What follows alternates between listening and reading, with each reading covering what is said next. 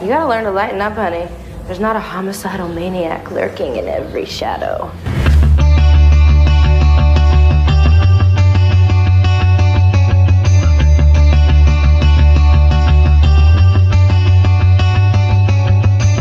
Pink est une chanteuse, compositrice, danseuse et actrice américaine populaire dont les chansons sont presque toutes des succès.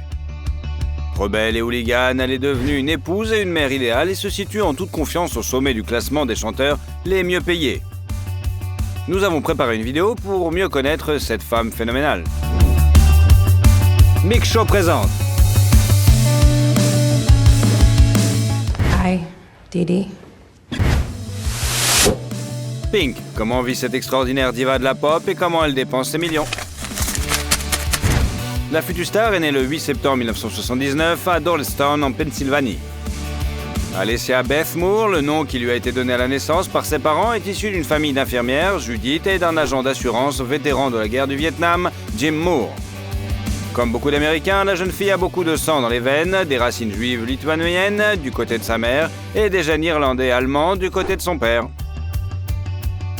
Alessia est née et a grandi comme une enfant tout à fait normale et en bonne santé. Mais au fil du temps, le bébé a développé de l'asthme. C'est à cause de cette maladie qu'elle a commencé à développer ses poumons et sa voix. La maladie a peut-être été déclenchée par une situation tendue dans la famille, les parents de la petite fille ayant divorcé avant qu'elle n'avait 10 ans. Avec son jeune frère Jason, elle a été témoin de confrontations sur lesquelles elle a écrit plus tard l'une des chansons les plus touchantes, Family Portrait. In a family portrait, we look pretty happy. Cette chanson est devenue pour beaucoup un hymne pour les enfants qui ont vécu les conséquences d'une séparation parentale difficile. Cette chanson, ainsi que le clip vidéo, encouragent à ne pas occulter ces expériences.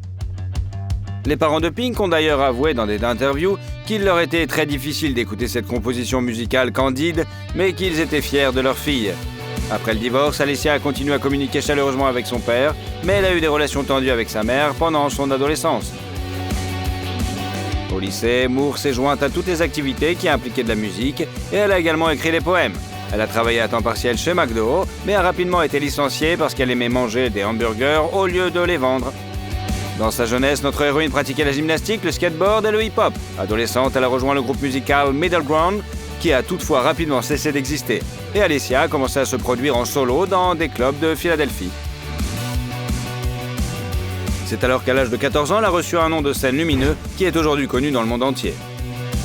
Le fait est qu'enfant, la jeune fille était très timide et rougissait beaucoup à la moindre excitation, ce qui lui a valu le surnom de Pink. Il existe une autre version racontée par la chanteuse. Selon cette version, elle a obtenu son nom de scène grâce au personnage de Steve Buscemi dans le légendaire film de Quentin Tarantino, Reservoir Dogs. Cette dernière théorie est étayée par le fait qu'Alessia était audacieuse et téméraire. Elle fumait, buvait et s'adonnait à des substances illicites à tel point qu'elle a failli faire une overdose à l'âge de 15 ans. Dès l'enfance, Alessia rêvait de devenir chanteuse et ses idoles étaient Janis Joplin et Madonna. À un moment donné, elle a même convaincu son entourage qu'elle était en fait la fille de Madonna et qu'elle était entrée dans sa propre famille par erreur. Il n'est pas surprenant qu'à l'âge de 16 ans, la jeune chanteuse organise avec 2 amis un groupe de filles, Choice. Ce choix s'est avéré très fructueux, car les filles ont été remarquées par le label La Fast Record et la première chanson, Key to My Heart, a tout simplement séduit le producteur. Il est venu d'Atlanta pour voir le groupe jouer et a immédiatement signé un contrat avec eux. Les filles ont déménagé en Géorgie, mais elles n'ont pas eu beaucoup de succès. Leur plus grande réussite a été l'inclusion de leur chanson dans la bande originale du film Kazam en 1996. 2 ans plus tard, le groupe se sépare, ce qui est précédé d'un ultimatum des producteurs à Pink. Soit elle continue à travailler avec eux en solo, soit elle est libre de rentrer chez elle. Cette fois, le choix n'est pas en faveur de la cause commune, et Pink commence à travailler sur son premier album. En 2000, le single There You Go sort et entre immédiatement dans les hit parades américains, mais aussi britanniques, australiens et néo-zélandais.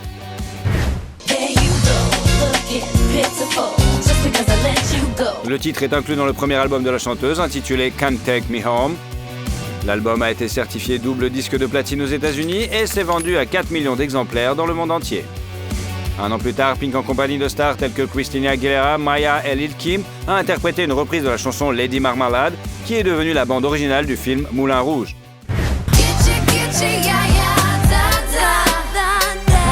Il Une vidéo très colorée a été tournée pour cette chanson qui a gagné une place permanente dans les chaînes musicales télévisées et le prix de la vidéo de l'année de MTV. Pour cette œuvre, Pink a également reçu son premier Grammy Award de la meilleure collaboration vocale pop.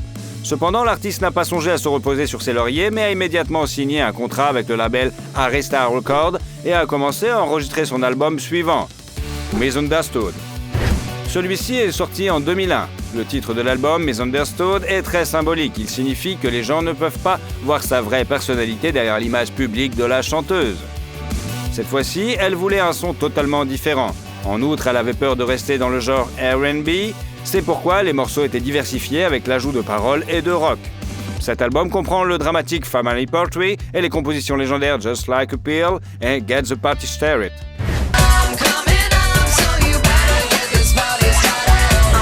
À la même époque, Pink rencontre le pilote de moto professionnel Carey Hart, avec qui la chanteuse entame une romance orageuse.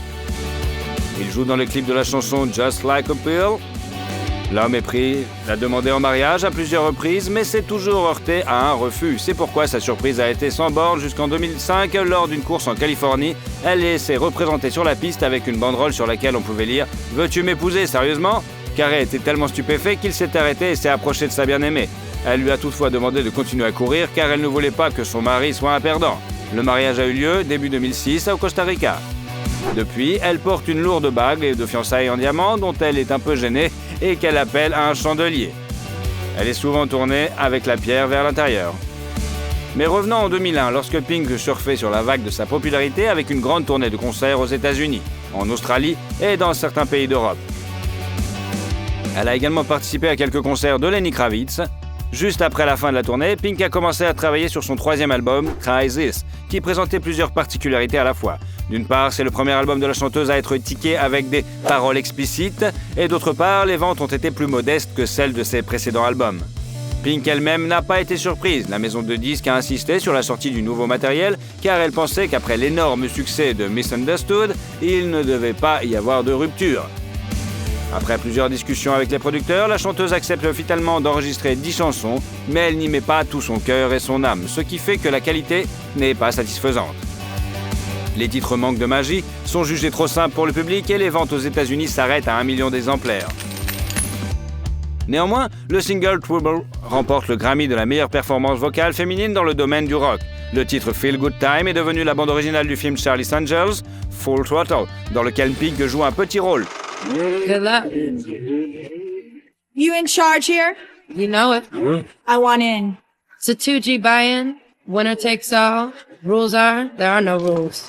Ce n'est d'ailleurs pas le seul rôle de sa carrière. Au total, elle a joué dans 8 films et a fait la voix d'un pingouin dans le film d'animation Happy Feet 2. Notamment après l'enregistrement de son troisième album, Pink a rompu son contrat avec Arista Records et est retourné à son ancien label La Fesse. Son quatrième album, I'm Not Dead, s'est avéré être une sorte de manifeste émotionnel, un appel à la vie et à la détermination. Le style des chansons est à nouveau très varié, tout comme les thèmes. Ils vont de sentiments profondément personnels à des problèmes de société et de politique. Cette fois, l'album a été chaleureusement accueilli par le public et les critiques musicaux. Il est intéressant de noter que l'une des chansons, I Have Seen the Rain, a été écrite par le père du chanteur, inspirée par son expérience de la guerre au Vietnam. Ils ont chanté cette chanson ensemble sur scène et les titres Leave Me Alone and Stupid Girls sont devenus les favoris des fans de cette musique.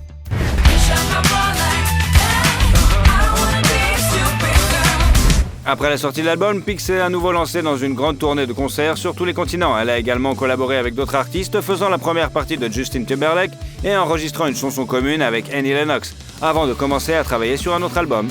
Funhouse est sorti en automne 2008 et immédiatement conquis le cœur des auditeurs. Presque toutes les chansons enregistrées sont très personnelles. Les singles Sober et Please Don't Leave Me sont devenus des succès instantanés et l'audacieux So What est toujours considéré comme la création la plus réussie de Pink. C'est le premier titre solo de la carrière de la chanteuse à atteindre le sommet du prestigieux Billboard Hot 100. Elle a également devenu la chanson la plus téléchargée sur iTunes en Australie dans les 8 premières minutes de sa sortie.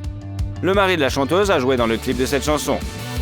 Il est intéressant de noter que la rupture émotionnelle et la vulnérabilité non dissimulée dans les chansons ne sont pas le fruit d'une simple invention créative. En février 2008, on a appris que la relation entre la chanteuse et Carey Hart était rompue. À en juger par les chansons, c'est l'amant de la star qui est à l'origine de la rupture et elle en a terriblement souffert. Au départ, même le titre de l'album était très clair et s'intitulait « Heartbreak is a Motherfucker ». Mais les producteurs ont persuadé la chanteuse de la changer afin de ne pas faire chuter les ventes de l'album. Ce que Pink n'a pas pu éviter, c'est le langage explicite et c'est pourquoi son album a reçu l'autocollant. Après la sortie de l'album, la chanteuse a commencé à préparer la tournée de son soutien de l'album et a présenté une fois de plus une tournée de concerts spectaculaire et colorée. En 2009, Carey Hart a annoncé que Pink et lui sortaient à nouveau ensemble. Heureusement, ils ne se sont pas encore divorcés et en 2010, on apprend qu'ils sont enfin réunis. Dès l'automne, les journalistes ont soupçonné la chanteuse d'être enceinte et ils ont eu raison. Le premier enfant du couple de stars est né le 2 juin 2011. La fille a été nommée Willow Sage. Ce nom immédiat lui vient d'ailleurs de l'arbre préféré de Pink. Willow symbolise à la fois la flexibilité et la force. Les photos du nouveau-né ont été vendues par ses parents à l'un des magazines de luxe et tout l'argent qu'ils ont reçu a été versé à la fondation Ronald McDonald qui soutient les enfants qui doivent subir de longs traitements loin de chez eux. Pink elle-même a admis à plusieurs reprises qu'elle souhaitait avoir beaucoup d'enfants, ce qui a emmené la presse à s'intéresser de près à son ventre et à ses tenues amples. La vie professionnelle de l'artiste a également été riche en événements. Elle a réussi à faire une apparition spectaculaire à la cérémonie des Grammy et a sorti la chanson Raise Your Glass pour célébrer le 10e anniversaire de sa carrière. Pink a dédié cette chanson à ses fans qui, à leur tour, ont hissé l'œuvre de leur favorite à la première place du classement Billboard. En 2012, Pink a annoncé qu'elle avait commencé à travailler sur son prochain album. Cette fois, le disque est très mélodique et plein d'esprit. Il est rempli de tendresse et d'amour, ce qui se reflète dans son titre « The Truth About Love ». La sortie a eu lieu en septembre et la vidéo de la chanson « Just Give Me a Reason » met à nouveau en scène le mari de la chanteuse. Just give me a reason, just a little bit's enough. L'album a connu un grand succès, a été nommé pour un Grammy et est devenu l'album le plus vendu au monde. La tournée qui l'a soutenue a été reconnue comme celle qui a rapporté le plus d'argent en 2013 et Pink elle-même a été élue femme de l'année par le célèbre magazine Billboard. En 2014, la chanteuse a décidé de faire un pas inattendu et s'est unie à Dallas Green, la chanteuse principale du projet folk country City and Color, dans le duo créatif appelé You Plus Me. Leur album commun est bientôt sorti et a été un succès dans les pays d'Amérique du Nord.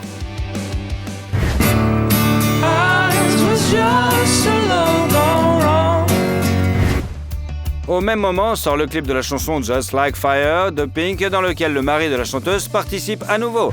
Just like fire, burning up the way. If I could light the world up for just one day. La chanson devient la bande originale du célèbre film Alice à travers le miroir. Le single a reçu un accueil très chaleureux et s'est vendu à plus de 2 millions d'exemplaires dans le monde.